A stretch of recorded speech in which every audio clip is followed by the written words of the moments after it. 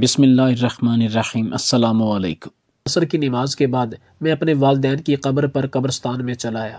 چونکہ کافی دن ہو گئے تھے میرا ادھر بھی چکر نہیں لگا تھا، حالانکہ یہ میرا معمول تھا کہ میں ہر ہفتے یہاں پر چکر لگاتا تھا، لیکن سردی کی شدت کی وجہ سے آیا نہیں جا سکا تھا، اور اب جیسے ہی سورج نے اپنی جھلک دکھائی تو میں فوراً قبرستان چلا آیا۔ اپنے والدین کی قبر پر فاتحہ خوانی کرنے کے بعد ان کی قبر پر پانی کا چھڑکاؤ کیا اور پھر وہاں سے جانے لگا تو تبھی اچانک میری نظر ایک ایسی عورت پر پڑی جس نے سیاہ رنگ کی چادر اوڑھ رکھی تھی۔ وہ کافی بوڑھی عورت تھی اور اس وقت اس کے چہرے پر دکھ اور کرب کی ایک ایسی کیفیت تھی جو دور سے ہی ٹھٹکنے پر مجبور کر رہی تھی۔ میں تھوڑا سا آگے ہوا تو دیکھا اس عورت کے ہاتھ میں ایک جوتا ہے، اس نے ہاتھ میں جوتا پکڑا ہوا ہے اور وہ جوتا وہ قبر پر مار رہی ہے۔ میں بے اختیار حیران رہ گیا۔ آج تک میں نے یہ منظر کبھی نہیں دیکھا تھا کہ ایک عورت قبر کو جوتے مار رہی ہے۔ لوگ تو اپنے پیاروں کو یاد کرنے کے لیے قبرستان کا رخ کرتے ہیں اور ان کے لیے فاتحہ خوانی کرتے ہیں، جبکہ وہ عورت نہ جانے کس بات کا غصہ نکال رہی تھی کہ اس بات کا بدلہ لے رہی تھی۔ تب ہی میں آگے بڑھا اور کہنے لگا، اماں جی کیسی ہیں آپ؟ میں نے سلام کرنے کے بعد ان کا حال پوچھا تو اس نے بغیر سر اٹھائے مسلسل اپنے کام کو جاری رکھا۔ وہ مسلسل قبر پر جوتے مار رہی تھی، یوں جیسے اس نے میرا سوال سنا ہی نہ ہو۔ میں تھوڑا سا شرمندہ ہو گیا، تب ہی اماں کے کندھے پر ہاتھ رکھا اور کہا، اماں کیا بات ہے؟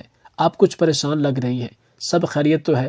میرے ہاتھ لگاتے ہی وہ ایک دم چونک کر میری طرف مڑی، جیسے اسے اب میری موجودگی کا پتہ چلا ہو۔ تب ہی میں سمجھ گیا کہ اماں پہلے اپنے حواسوں میں نہیں تھی، وہ یا تو کسی سوچ میں غرق تھی یا پھر وہ اس کام میں اتنی بری طرح مصروف ہو گئی تھی کہ گرد و پیش سے بیگانہ ہو چکی تھی۔ تب ہی کہنے لگی، کون ہو تم بیٹا اور یہاں پر کیا کر رہے ہو؟ اماں نے ایک لمحے کے لیے اپنا ہاتھ روکا اور مجھ سے پوچھنے لگی، جبکہ میں نے انہیں کہا، اماں میں اپنے والدین کی قبر پر آیا تھا، فاتحہ خوانی کرنے کے بعد واپس جا رہا تھا کہ اچانک آپ پر نظر پڑی۔ آپ یہاں کیا کر رہی ہیں اور اس قبر کو جوتے کیوں مار رہی ہیں؟ میں نے حیرانی سے اماں سے دریافت کیا، لیکن دل ہی دل میں میں ڈر رہا تھا کہ کہیں اماں غصہ نہ کر جائیں، کہیں انہیں میری بات بری نہ لگ جائے۔ لیکن اماں کہنے لگی، بیٹا میں تو وہی کر رہی ہوں جس کے قابل یہ انسان ہے، میں تو اپنا فرض ادا کر رہی ہوں اور کرتی رہوں گی جب تک میں زندہ ہوں۔ اسی طرح روزانہ اس قبر پر آ کر جوتے مارتی رہوں گی کیونکہ یہ شخص اسی قابل ہے۔ اماں نے بہت نفرت آمیز انداز میں جب یہ کہا تو میری روح تک کانپ اٹھی۔ تاہم میں نے اماں سے کہا، اماں ایسا کرنا تو غلط ہے، وہ تو اس دنیا سے چلا گیا ہے، آپ اس کی مغفرت کی دعا کریں، اس کے لیے پڑھائی کر کے بخشش کی دعا کریں۔ ویسے یہ شخص آپ کا کیا لگتا ہے؟ جبکہ اماں ایک دم تڑپ اٹھی اور کہنے لگی، تم اس کے بارے میں کچھ نہیں جانتے، تمہیں نہیں معلوم کہ یہ شخص کتنا ظالم تھا اور اس نے میرے ساتھ کیا کیا۔ میں سوچوں بھی تو کانپ اٹھتی ہوں، میں کیسے اس کے لیے مغفرت کی دعا کر سکتی ہوں؟ کیسے میرے ہونٹوں سے اس کے لیے خیر کی بات نکل سکتی ہے؟ میں تو کبھی بھی نہیں چاہوں گی کہ یہ شخص بخشا جائے، میں یہی چاہوں گی کہ یہ جہنم کی آگ میں تا قیامت جلتا رہے اور پھر بھی اس کی بخشش نہ ہو۔ اماں نے نفرت بھرے لہجے میں مجھے جواب دیا اور بعد دستور وہ قبر پر جوتے مارتی رہی تھی۔ میں بے حد حیران کھڑا ہوا اماں کو یہ عمل کرتا ہوا دیکھ رہا تھا۔ تب ہی میں نے اماں سے کہا، اماں جی آپ کا اس کے ساتھ کیا رشتہ تھا؟ اگر آپ برا نہ منائیں تو مجھے بتائیں، آخر اس شخص نے ایسا کیا کیا تھا آپ کے ساتھ کہ جو آپ کو بھلائے نہیں بھول رہا، اور آپ اس شخص سے کس بات کا بدلہ لینا چاہتی ہیں؟ اماں نے میری بات سن کر اپنی آنکھوں میں آنسو بھر لیے اور بے اختیار وہ آنسو گالوں پر بہنے لگے۔ تب ہی وہ کہنے لگی، تم نہیں جانتے یہ دنیا بہت ظالم ہے اور یہ شخص سب سے زیادہ ظالم تھا۔ تم سوچ بھی نہیں سکتے کہ اس نے میرے ساتھ کیا کیا ہے، کس طرح اس نے میرے کلیجے پر ہاتھ ڈالا ہے اور جس طرح اس نے میری روح کو زخمی کیا ہے۔ آج بھی ان زخموں سے خون رستا ہے اور میں جب اس خون کو رستے ہوئے دیکھتی ہوں تو پھر پاگل ہو جاتی ہوں، مجھے سمجھ نہیں آتی کہ میں کیا کروں۔ تب ہی میں اس کی قبر پر آ جاتی ہوں اور اسے مارتی ہوں، تب جا کر میرے تڑپتے ہوئے دل کو کچھ چین ملتا ہے، ورنہ شاید میں اسی طرح پاگل ہو جاؤں۔ اماں نے یہ کہتے ہوئے بے بسی سے میری طرف دیکھا تو میں سمجھ گیا کہ اماں کسی بدلے کی آگ کا شکار ہے۔ میں نے اماں سے کہا، اماں آپ میرے ساتھ چلیں، یہاں پہ اب اندھیرا ہونا شروع ہو گیا ہے، مغرب کا وقت ہو رہا ہے، آئیں ہم کہیں بیٹھ کر بات کرتے ہیں، ہو سکتا ہے آپ کے دل کو کچھ سکون مل جائے، آپ مجھے اپنا بیٹا ہی سمجھیں۔ میں اماں کو ساتھ لیے ہوئے قبرستان سے باہر کی طرف بڑھ گیا۔ اماں کا گھر قبرستان سے تھوڑا قریب ہی تھا، وہ مجھے اپنے گھر لے گئی۔ چھوٹا سا ایک کمرے کا گھر تھا جہاں پر اکیلی اماں ہی رہتی تھی۔ میں بے اختیار حیران ہوا، کیونکہ اس عمر میں اماں کو خاندان کے ساتھ ہونا چاہیے تھا، لیکن اماں اکیلی تھی۔ ان کے گھر پر صرف ایک ٹوٹی ہوئی چارپائی تھی، چند برتن تھے اور اس کے علاوہ اور کچھ بھی موجود نہیں تھا۔ اماں کی کنڈیشن کا اندازہ ان کے گھر سے بخوبی لگایا جا سکتا تھا۔ نہ جانے اماں اپنا گزارا کس طرح کرتی ہیں، کس طرح اپنا پیٹ بھرتی ہیں۔ میں نے دل ہی دل میں سوچا اور اس ٹوٹی ہوئی چارپائی کے کنارے پر ٹک گیا۔ اماں میرے لیے ایک گلاس پانی لے آئی۔ میں نے شکریہ کہہ کر گلاس تھاما اور ایک ہی سانس میں اسے خالی کر دیا۔ تب ہی اماں بھی میرے قریب ہی آ کر بیٹھ گئی اور ابھی ان کی آنکھوں سے آنسو بہہ رہے تھے، یوں جیسے ماضی ان کے لیے بہت زیادہ تکلیف دہ گزرا ہو۔ تبھی میں نے اماں سے پوچھا، اماں آپ مجھے اپنا بیٹا سمجھیں اور بتائیں کہ آخر آپ کے ساتھ ہوا کیا ہے؟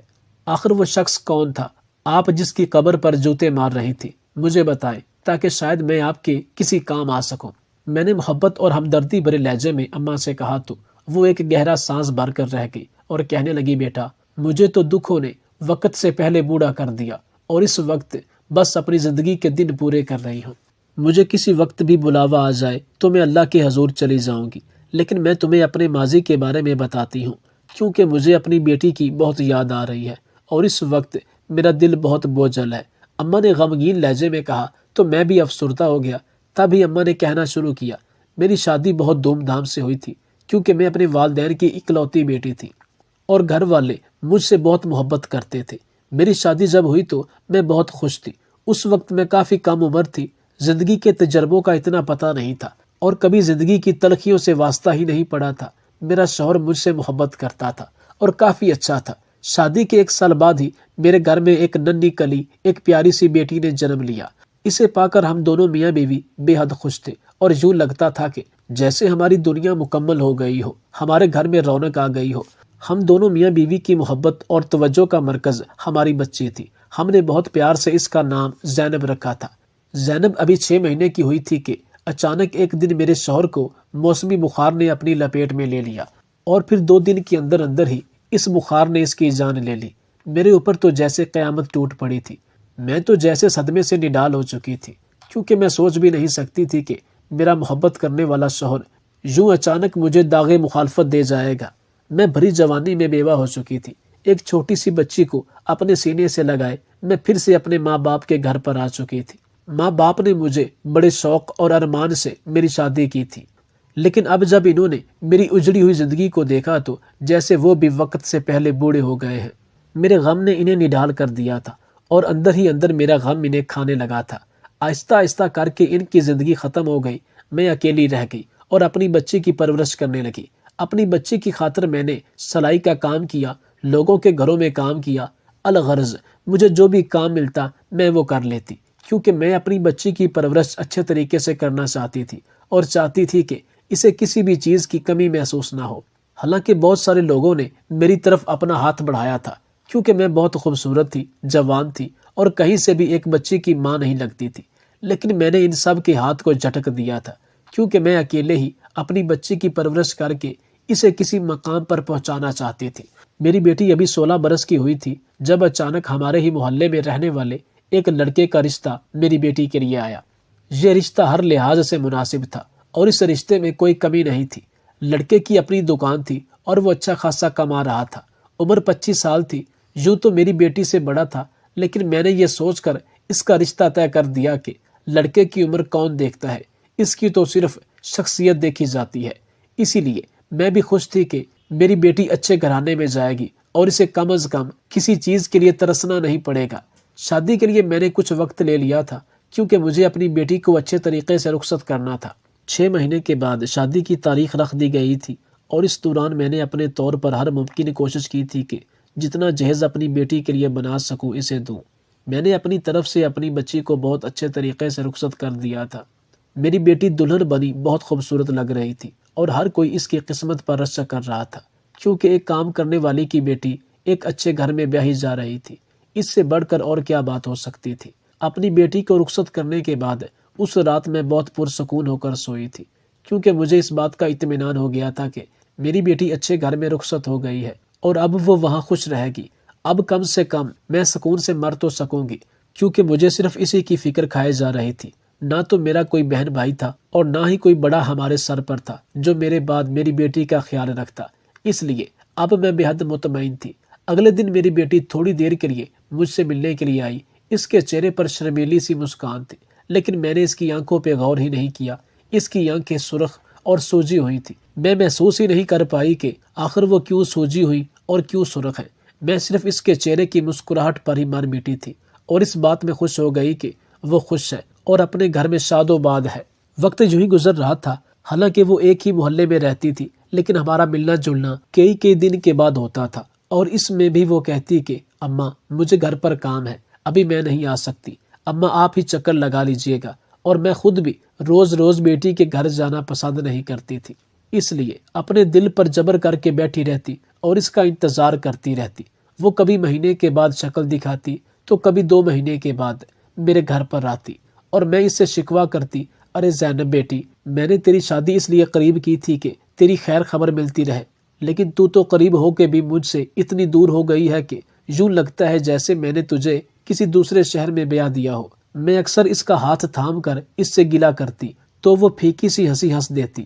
زینب آج کل بہت کمزور ہو رہی تھی، اور جب میں نے اس سے اس کی وجہ پوچھی تو کہنے لگی، اماں میں ماں بننے والی ہوں، 2 مہینہ ہے، شاید اسی وجہ سے آپ کو کمزور لگ رہی ہوں۔ اس کے منہ سے یہ سن کر میں تو جیسے کھل اٹھی تھی، بے اختیار اسے سینے سے لگا کر سسکنے لگی۔ ارے اتنی بڑی خوشی کی خبر تو نے چھپائی ہوئی ہے، آخر مجھے بتایا کیوں نہیں؟ جبکہ وہ بولی، اماں میں نے سوچا تھا آپ کو بتاؤں گی، لیکن یہاں پر آ کر بھول گئی ہوں اور اب باتوں میں مصروف ہو گئی ہوں۔ زینب واقعی بہت کمزور ہو رہی تھی۔ میں نے اسے ڈھیر تاکید کی کہ اپنا خیال رکھنا اور اس حالت میں زیادہ کام مت کرنا۔ تھوڑی دیر بعد وہ واپس اپنے گھر چلی گئی۔ مجھے ابھی سے زینب کے بچے کا انتظار تھا۔ میں اس بات کی منتظر تھی کہ کب وہ چھوٹا سا ننھا سا وجود میری باہوں میں کھیلے گا اور میرے آنگن میں بھی خوشیوں کی کلکاریاں گونجے گی۔ وقت گزر رہا تھا، زینب کو آئے ہوئے 2 مہینے ہو چکے تھے، اور اب مجھے اس کی بہت یاد آ رہی تھی۔ اسی لیے میں اس کے گھر چلی آئی، لیکن گھر میں داخل ہوتے ہی ایک زوردار چنگھاڑتی ہوئی آواز نے جیسے میرے کانوں کا استقبال کیا۔ میں نے دیکھا تو داماد میری بیٹی پر چلا رہا تھا، کہہ رہا تھا، تم جیسی گھٹیا عورت میں نے آج تک نہیں دیکھی، جسے نہ تو اپنے شوہر کی پرواہ ہے اور نہ ہی کسی کام کاج کی فکر ہے، ہر وقت طبیعت خراب کا بہانہ بناتی رہتی ہو۔ یہ کہہ کر اس نے ایک زوردار تھپڑ میری پھول جیسی بچی کے منہ پر مار دیا۔ میرا تو جیسے کلیجہ مٹھی میں آ گیا، میں اپنی جگہ پر ساکت رہ گئی تھی۔ زینب کی سسکتی ہوئی آواز سنی اور کہنے لگی، میں نے پوری کوشش کی تھی کہ آپ کے کام کا حرج نہ ہو، لیکن نہ جانے کس طرح یہ خراب ہو گیا اور مجھے پتہ ہی نہیں چلا، میں معذرت چاہتی ہوں۔ زینب نے اس سے معذرت بھی کی، لیکن اس ظالم شخص نے میری بچی کے اوپر ذرا بھی رحم نہیں کیا اور اس نے اسے اس حالت میں ٹھوکروں پر رکھ لیا۔ مسلسل زینب کو پیٹ رہا تھا اور زینب چلاتے ہوئے خود کو چھڑانے کی کوشش کر رہی تھی۔ میں ایک دم جیسے ہی اس کیفیت سے بیدار ہوئی اور فوراً بھاگ کر زینب کے کمرے میں پہنچی اور اسے چھڑانے کی کوشش کرنے لگی۔ زینب مجھے یوں اچانک وہاں پر دیکھ کر جیسے ساکت ہو گئی تھی اور اس کے چہرے پر شرمندگی کے آثار دکھائی دینے لگے، یوں جیسے اس کا پول کھل گیا ہو۔ جبکہ میرا داماد مجھے دیکھ کر زینب کو چھوڑ کر وہاں سے چلا گیا۔ میں اپنی بچی کو اپنے سینے سے لگا کر پھوٹ کر رونے لگی اور کہنے لگی، زینب تو نے مجھے آج تک کیوں نہیں بتایا کہ یہ شخص تجھ پر اتنا ظلم کرتا ہے؟ آخر تو نے مجھے اس بات کی خبر کیوں نہیں ہونے دی؟ جبکہ زینب سسک اٹھی اور کہنے لگی، اماں آپ نے تو پہلے ہی زندگی میں اتنے دکھ دیکھے تھے، اب میرا دکھ تو آپ کو اندر سے کھا لیتا۔ میں نے اپنی پوری کوشش کی تھی کہ اپنے گھر کو بسائے رکھوں، لیکن میرا شوہر کسی اور کو پسند کرتا تھا اور اس کے گھر والوں نے زبردستی اس کا رشتہ مجھ سے طے کر دیا، کیونکہ وہ لڑکی اچھے کردار کی حامل لڑکی نہیں تھی اور اس کے گھر والے کسی طور پر بھی یہ نہیں چاہتے تھے کہ اس کی شادی وہاں پر ہو۔ اسی بات کا وہ مجھ سے بدلہ لیتا ہے۔ شادی کی پہلی رات ہی اس نے مجھے یہ باور کرا دیا تھا کہ اسے مجھ میں کوئی دلچسپی نہیں ہے، بلکہ وہ کسی اور کو پسند کرتا ہے، اور اس کے بعد سے مسلسل اس کا رویہ میرے ساتھ ایسا ہی ہے۔ زینب نے جب مجھ پر یہ انکشاف کیا تو میرا دل جیسے ڈوب گیا تھا۔ میں سوچ بھی نہیں سکتی تھی کہ زینب کی زندگی اتنی مشکل ہوگی۔ تب ہی میں اس کی ساس سے بات کر کے اسے اپنے ساتھ گھر لے آئی۔ میرا خیال تھا کہ زینب کو 2-4 دن اپنے پاس رکھوں گی اور اس طرح اس کے شوہر کو کچھ احساس ہوگا، تب تک زینب کی طبیعت بھی بہتر ہو جائے گی تو وہ واپس اپنے گھر چلی جائے گی۔ لیکن اس کے شوہر نے تو پلٹ کر اس کی خبر تک نہ لی۔ 10 دن زینب میرے گھر پر رہی، لیکن اس کے شوہر نے ذرا بھی اس کی کمی کو محسوس نہیں کیا اور نہ ہی پلٹ کر اسے پوچھنے آیا، تو میں خود ہی اسے واپس چھوڑ آئی تھی۔ کیا کرتی، بیٹی کا گھر بسانا بھی تو ضروری تھا، طلاق لے کر اسے اپنے پاس تو نہیں رکھ سکتی تھی۔ لیکن اب ہر لمحہ میری جان سولی پر اٹکی رہتی تھی۔ میں جب بھی یہ سوچتی کہ زینب کے اوپر نہ جانے کیسا کیسا ظلم ہو رہا ہوگا تو دل مٹھی میں آ جاتا۔ میں نے سوچ لیا تھا کہ زینب کا جب 7واں مہینہ لگے گا تو میں اسے اپنے گھر لے آؤں گی اور بچے کی پیدائش یہیں پر کرواؤں گی تاکہ اسے کچھ آرام ملے اور وہ اپنا یہ وقت سکون سے گزار سکے۔ لیکن تقدیر میں جو کچھ لکھا ہوتا ہے وہ پہلے سے ہی طے ہوتا ہے۔ ہم جو کچھ مرضی سوچ لیں، ہماری مرضی پر تقدیر نہیں لکھی جاتی۔ ایک رات اچانک میرا دروازہ زور زور سے دڑا دڑ کھٹکایا گیا۔ میں ابھی کچھ دیر پہلے ہی سونے کے لیے لیٹی تھی۔ جب اچانک دروازے کی آواز سنی تو میرے قدموں تلے سے زمین سرک گئی۔ میں نے فوراً دروازے پر پہنچ کر دیکھا تو محلے کا ایک لڑکا دروازے پر کھڑا تھا۔ کہنے لگا، خالہ جلدی آؤ، تمہاری بیٹی کی حالت بہت خراب ہے، اسے اسپتال لے کر گئے ہیں، اس کا خون بہت بہہ رہا ہے، جلدی چلو۔ میں یہ سن کر حواس باختہ ہو گئی اور اسی وقت اٹھ کر اس کے ساتھ اسپتال کی طرف لپکی۔ مجھے کچھ پتا نہیں تھا کہ زینب کے ساتھ کیا ہوا ہے، کیوں ہوا ہے، کس نے کیا ہے۔ میری نظروں کے سامنے اس کا چہرہ آ رہا تھا اور آنکھوں سے آنسو بہہ رہے تھے۔ میں دل ہی دل میں اس کی سلامتی کی دعا مانگ کے ہسپتال پہنچی تو وہاں پر یہ دیکھ کر میری روح لرز گئی کہ زینب کے شوہر نے اسے بہت بری طرح مارا پیٹا اور نشے میں دھت ہو کر اس نے اس کی حالت کی بھی پرواہ نہیں کی، جس کے نتیجے میں زینب کا بچہ ضائع ہو گیا اور زیادہ خون بہہ جانے کی وجہ سے زینب کی موت واقع ہو گئی۔ میرے لیے یہ خبر کسی قہر سے کم نہ تھی۔ میں اسپتال کے ٹھنڈے فرش پر گر گئی اور دھاڑے مار مار کر رونے لگی۔ میرے پاس تو صرف میری بچی تھی، آج قدرت نے مجھ سے وہ بھی چھین لی اور مجھے رہ رہ کر اپنے داماد پر غصہ آ رہا تھا۔ میرا بس نہیں چل رہا تھا کہ میں اسے بھی اسی طرح مار دوں جس طرح اس نے میری بچی کو مارا تھا۔ زینب کو میں اپنے گھر لے آئی تھی اور یہیں سے اس کی تدفین کی تھی۔ اس کے سسرال میں سے سب شامل ہوئے تھے لیکن اس کا شوہر نہیں آیا تھا۔ وہ اس دن سے لاپتہ تھا جس دن سے زینب کا انتقال ہوا تھا۔ کیونکہ پولیس اسے ڈھونڈ رہی تھی لیکن اس کا کچھ پتہ نہیں چل رہا تھا۔ میں نے اللہ کے اوپر اپنا معاملہ چھوڑ دیا تھا اور اللہ سے کہا تھا کہ وہ اس معاملے کا بہترین انصاف کرے اور میری بچی کے قاتل کو اس کے انجام تک پہنچا دے۔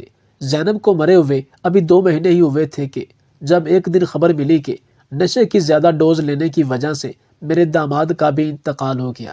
میرے دل کو ایک ٹھنڈک پہنچ چکی تھی۔ اللہ نے میرے لیے انصاف کر دیا تھا اور کیسا خوب انصاف کیا تھا۔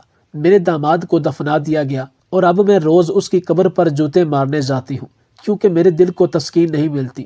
اس شخص نے میری جیتی جاگتی بچی کو زندہ درگور کر دیا تھا اور پھر اسی پر صبر نہیں کیا، اس نے واقعی اس کی جان لے لی اور اس طرح اس کی جان لے لی کہ آج تک اس کی تکلیف مجھے محسوس ہوتی ہے۔ اب تم ہی کہو، ایسے ظالم شخص کی قبر پر میں جوتے نہ ماروں تو اور کیا کروں؟ میری بیٹی نے اس کا کیا بگاڑا تھا؟ اس کے گھر والوں نے اگر اس کے ساتھ زبردستی کی تھی تو اپنے گھر والوں کو مارتا، انہیں پیٹتا۔ آخر میری بیٹی کا کیا قصور تھا؟ وہ تو گھر بسا رہی تھی لیکن اس شخص نے ایک لمحے کے لیے بھی اس کی پرواہ نہیں کی اور اپنا غصہ اس پر نکالتا رہا، نشے میں دھت اسے مارتا رہا، یہاں تک کہ اس نے اپنے ہونے والے بچے کی بھی پرواہ نہیں کی اور اس کی بھی جان لے لی۔ وہ تو دوہری جانوں کا قاتل ہے۔ میں کیسے اس پر رحم کروں، کیسے اپنا غصہ اس پہ نہ نکالوں؟ میرے دل کو تو اس طرح ٹھنڈک نہیں ملتی جب تک اسے جوتے نہ مار لوں۔ اب جب تک میری زندگی ہے میں روز اس عمل کو کرتی رہوں گی، مجھے اس پر کوئی شرمندگی نہیں ہے۔ اپنی کہانی سناتے ہوئے اماں نے بے اختیار آنکھوں سے آنسو بہا لیے تھے۔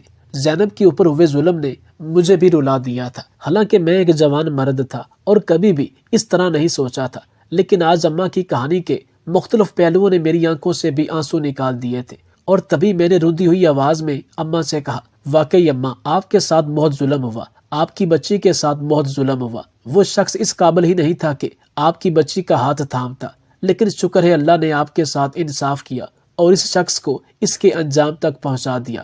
اب آج سے آپ میری ذمہ داری ہیں، مجھ سے جو ہو سکا میں آپ کے لیے کروں گا۔ بلکہ آپ میرے گھر پر چلے، میرے گھر پر میری بیوی اور 2 بیٹے ہیں، انہیں آپ کی ضرورت ہے۔ آپ ان کے ساتھ رہیں گی تو آپ کا دل بھی بہلا رہے گا، کیونکہ میرے والدین بھی حیات نہیں ہیں اور ہمارے گھر میں کوئی بزرگ نہیں۔ جب آپ ہمارے ساتھ رہیں گی تو ہمیں بھی سکون ملے گا۔ میں نے اماں سے یہ کہا تو وہ بھیگی ہوئی آنکھوں سے مسکرا دی اور میرے سر پر شفقت سے ہاتھ پھیر کر کہنے لگی، یقیناً کسی نیک ماں باپ کی اولاد ہو جو تمہیں میرا اتنا خیال ہے، اللہ تمہیں بہت نوازے۔ اماں نے مجھے دعا دی تو میں اسی دن ہی انہیں ان کے مختصر سے سامان کے ساتھ اپنے گھر لے آیا